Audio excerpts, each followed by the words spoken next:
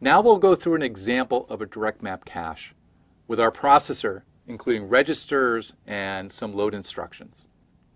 Now we're going to keep the example pretty simple so you see how this all fits together.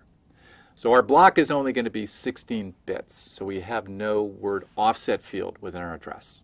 And we're going to assume a very small cache that only holds 4 blocks, and the memory is also pretty small. It only holds 16 blocks.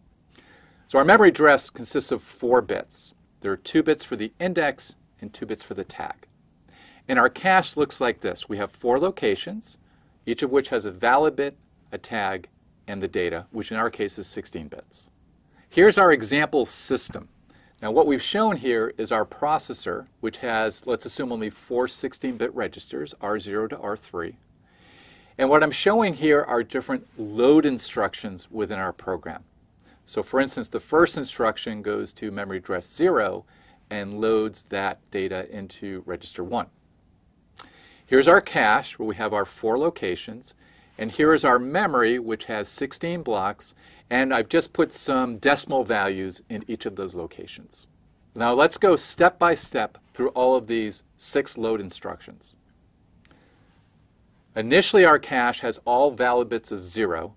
So the first load instruction, we're going to look up in location 0 and find that the valid bit is 0, so we're going to miss. We then go to location 0 in memory, where we have the data 100. We bring that into the cache, and then we set our tag to 00 because our memory address is all zeros. The last thing that happens is that we load the value 100 into register 1. The second load instruction also results in a miss. We go to memory location 1. We retrieve the value 110 and put it into the data field of the cache. Our tag is again 00. We load that into the cache. We set the valid bit, and then we load register 2 with the value 110.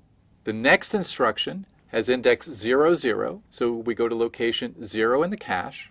Now the tag of the address is 01, whereas the tag in the cache is 00, so that results in a mismatch or a miss.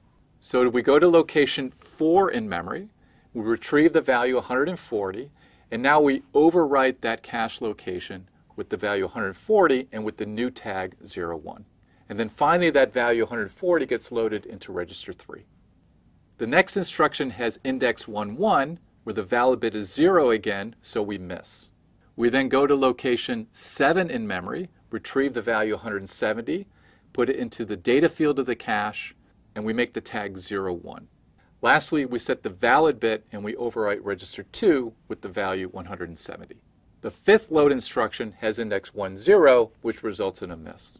We go to location 0110 in memory, retrieve the value 160, put it into that cache location, change the tag appropriately, and set the valid bit. And we overwrite register 1 with the value 160. Now the last load instruction results in a hit. The index is 01. We retrieve the tag of 00 from that location, which matches the tag in our memory address. The valid bit is also set, so that indicates a hit. Now in this case, we can simply retrieve the value 110 from the cache. We don't need to go to memory, and we can overwrite register 1 with that value.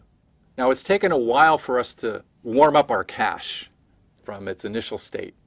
And once we've done this now, presumably we'll get some hits because of the principal locality. We'll go back to these data locations over and over again, and we can very quickly access that data from our cache and not have to pay that slow main memory access time.